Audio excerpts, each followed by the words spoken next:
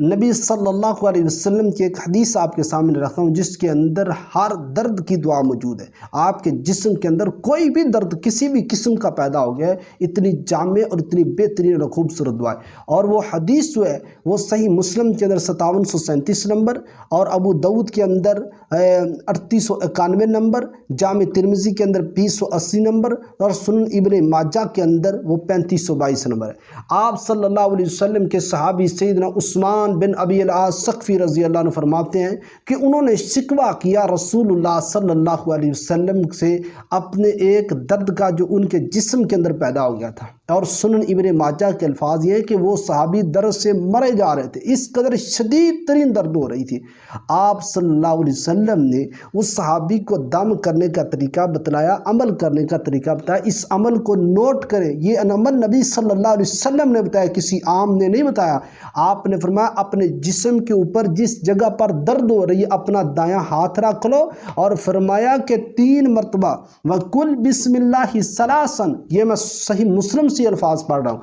آپ نے فرمایا اپنی زبان سے 3 مرتبہ پڑھو، بسم اللہ بسم اللہ بسم اللہ، اور وَقُلْ 7 مرات، 7 مرتبہ اپنی زبان سے یہ جملہ پڑھو، چھوٹی سی دعا مختصر، اعوذ باللہ وقدرتہ من شر ما اجد واحاذر۔ اس کا ترجمہ کیا ہے کہ یعنی میں پناہ مانگتا ہوں اللہ تعالیٰ کی برائی سے، اس چیز سے جس کو میں پاتا ہوں اور جس سے میں ڈرتا ہوں، یعنی جس چیز کا شر مجھے پہنچا ہے میں اس چیز کے شر سے اللہ کی پناہ مانگتا ہوں۔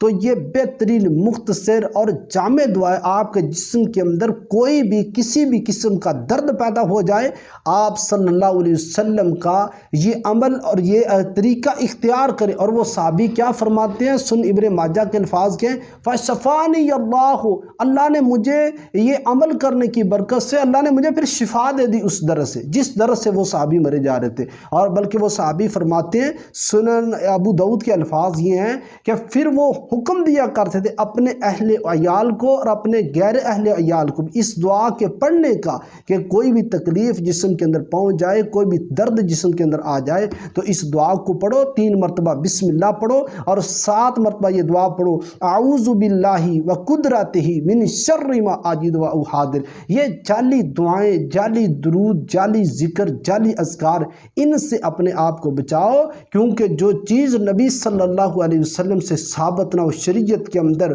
اس کا ٹکا مول بھی نہیں ہوتا ہے۔ شریعت کے اندر ایسی چیز کو کوئی بھی قبولیت نہیں ہوتی۔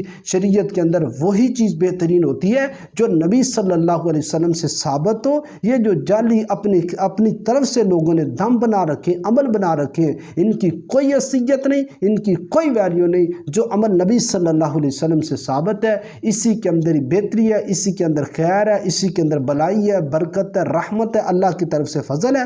اللہ رب العزت ہمیں کوئی بھی درد ہو، کوئی بھی تکلیف ہو تو اس حدیث پر عمل کرنے کی توفیق عطا فرمائے۔